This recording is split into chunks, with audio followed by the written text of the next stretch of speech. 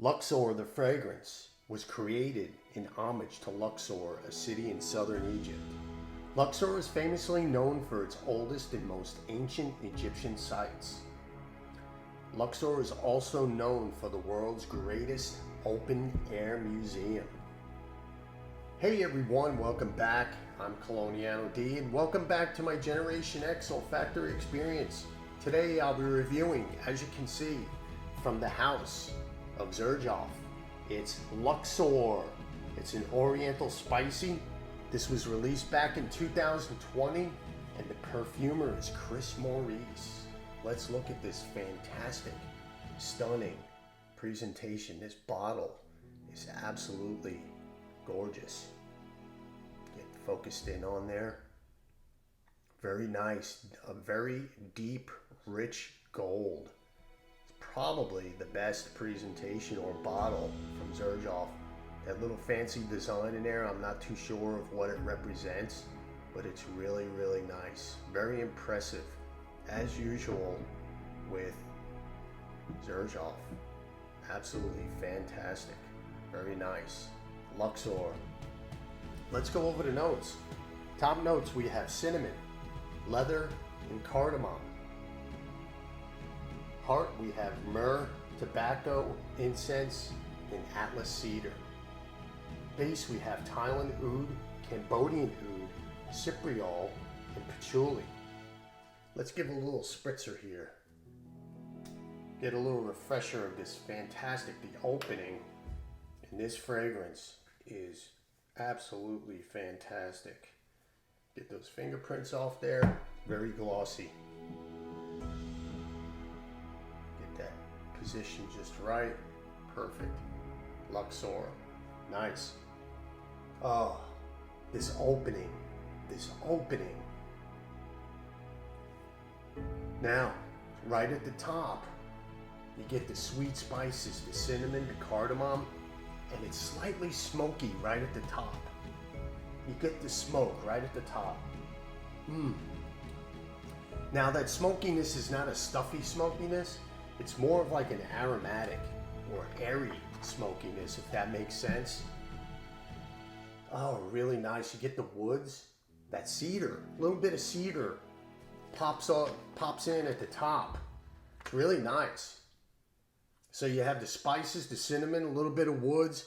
There's a little bit of animalic in there. There were two types of ouds. You have the Thai ouds, which lends Luxor an animalic and slightly medicinal vibe. And you have the Cambodian, which appears a little bit later. It's earthy and sweet. There's also a bit of smokiness in here, so wow, it's really nice. I love the opening of this fragrance with that smokiness. It's very airy. It's perfect for cooler days, just with that opening. Now we're starting to, move in. I know we had that cold blast about a week and a half, 2 weeks ago, and all that snow everybody was getting. It's just amazing. And then it seems like Mother Nature kind of flipped the switch a little bit. So we've had warmer days. I think it hit about 76 here in the south. So those warmer weather fragrances are going to start moving in gradually. So this is pretty heavy and rich. So I wanted to get this while we still, we're in early February, so we're still going to get some winter time. So I'm looking forward to wearing this even more. Now, this is my scent of the day. Really nice. I'm about an hour and a half in.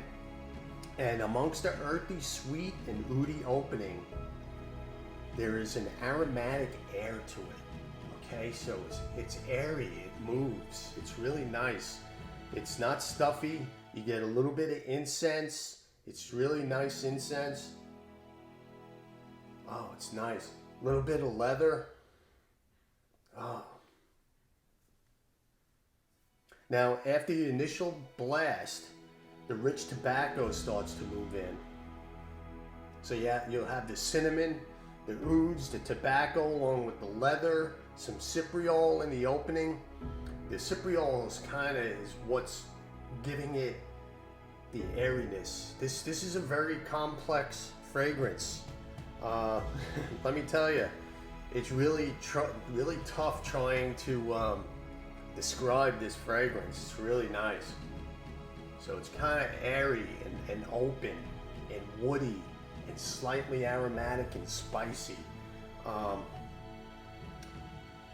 think of Roger Dove's Parfums de la Nuit 1, 2, and 3 in that genre. If you needed an idea or a comparison of the type of fragrance this is in that range. So if they had a Parfums de la Nuit 4, you could probably insert this one in there, believe it or not.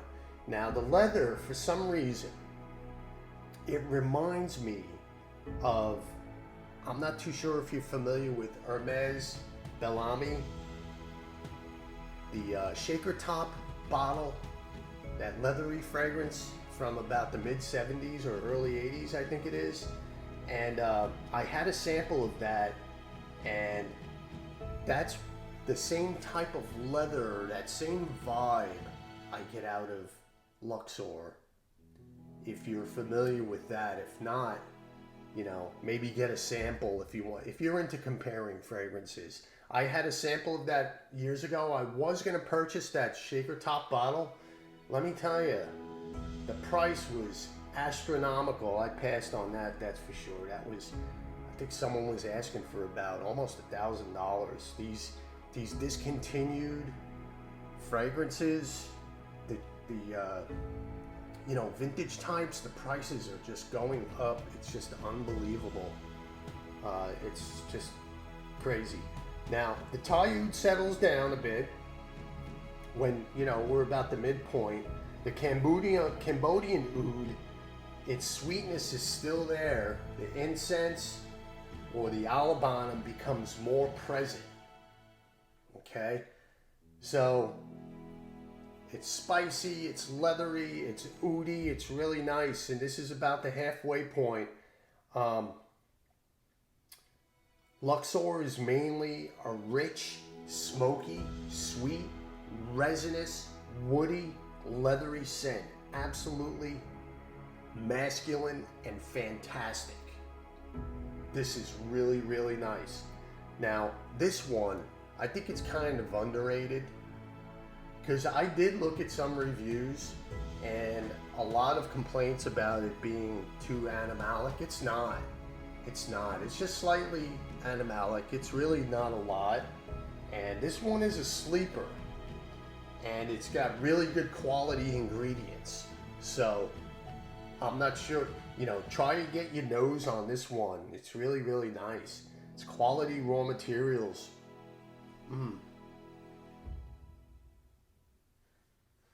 Oh yeah, this is really, really nice. Let me tell you. Now, as we move further into the wearing, we get the warm balsamic myrrh starts to rear its head. It's really nice, and it's slightly earthy. You get some patchouli. The patchouli kind of joins the crowd a little bit. It's really nice. This is a really, really complex, rich. This is the fragrance you want with the note listing. This fragrance is true to the note listing.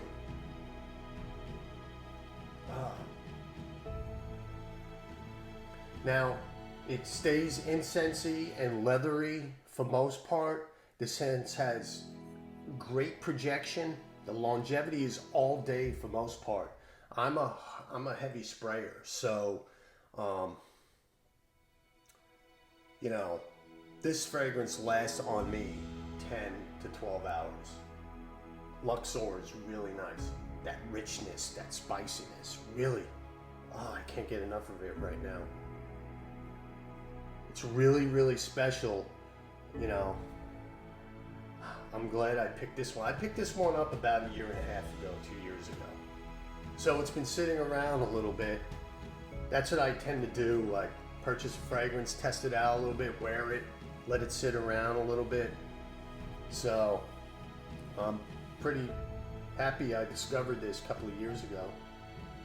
This is another one that I found in the back of my stash. So with all these fragrances we pick up and we buy, we wear them, we hype them, or, you know, they smell good for a while and then they get lost. I use my fragrances. You know, I don't have my fragrances displayed because, you know, let's face it, this stuff costs money. It really does. And I keep them stored. They stay in the box. They stay in a cool, dark closet. So you would never know I have over 300 plus fragrances. They're in various areas that are cool and dark.